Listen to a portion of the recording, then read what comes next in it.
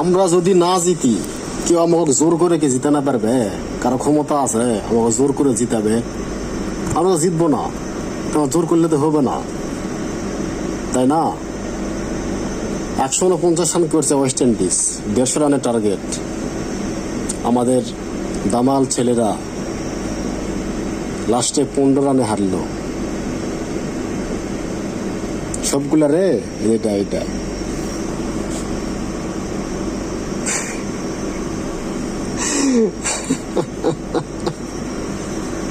শালা হাসমো না কান, এরা কি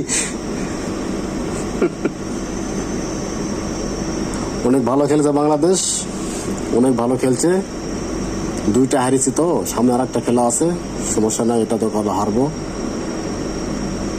যদি আরো 4-5টা খেলা থাকে এলাও হারবো, কোনো সমস্যা নাই। কারণ আমরা জিতবো না, তো আমরা জিততে চাই না। কি জন্য আমরা জিতবো?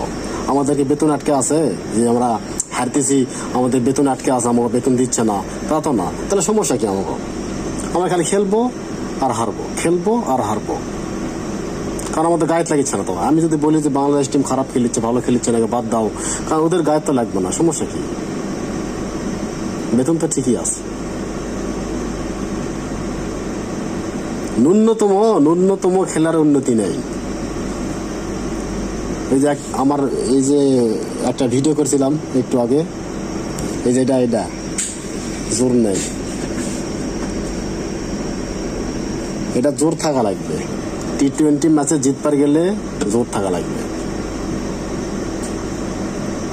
সারাদিন নাকাম মুকাম করবিন আর T20 ম্যাচ যায় ছক্কা হাঁকা বাজাবেন, কাছতে উঠবেই। আর একটা আছে জিকির আলী সুইংগাম বাবা, এ তো মনে হয় সব বলতে 6 মারবার চাই, মানে প্রত্যেকটা বলতে 6 মারবার চাই, কিন্তু হয় না। তো চেষ্টা তো কম করে না, প্রত্যেকটা বলে 6 মারবার চাই, কিন্তু আসলে কোনোভাবেই 6 হচ্ছে না ভাই। 6 মারতে কৌশল লাগে, শক্তি লাগে। ম্যাক্সওয়েল কি খুব বড়সড় লোক? সে 6 কেমনে মারে? টেকনিক, ব্যাটিং এর টেকনিক আছে। তোমরা ভাই ভালো খেলেছিন, আশা করি সামনে আরো ভালো খেলবিন, আরো হারবিন, কোনো সমস্যা নাই, আমরা বরণ করে নেব। কারণ তোমাদের উপর আমরা ডিফেন্স করে বসে থাকি যে কখন আপনারা খেলবেন, কখন আমরা খেলা দেখব, আর কখন আমাদের হাত দুর্বল হবে, এই আশায় খেলা দেখি। দিন শেষে ওই যে বললাম